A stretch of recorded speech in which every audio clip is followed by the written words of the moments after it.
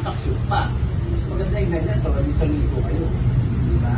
Kaya sa susunod natin, yun lang ba? Kailangan na yan naman yan.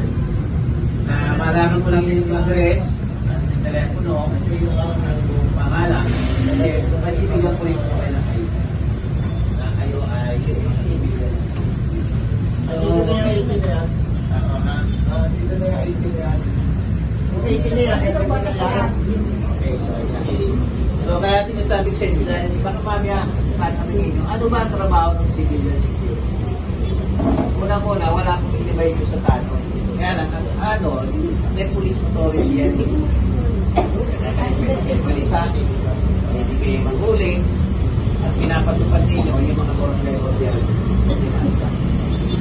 Kasi ang mangyayari dyan, baka sabihin, siniship tanong na kayo, siniship mo ano. Hindi po, dagdag po ito sa confidential. Ano kaya bakit kayo siniship? Ayun po yung gumagabay sa inyo. Ibigyan ko yung isang sample. Sa taong ito, nagkaroon tayo ng 16 na sunog. Sa previous sunog, ano ginagawa ng natin? Siyempre, yan. Lalay, bantay, diba? At maalalay pa sa iba pang dapat gawin. Pero, meron po tayong kulang, nakakalimutan. Kasi kulang po yung function yung gamit ko. Kasi ang dami kasi sa pagbantanin, kahit ano, diba?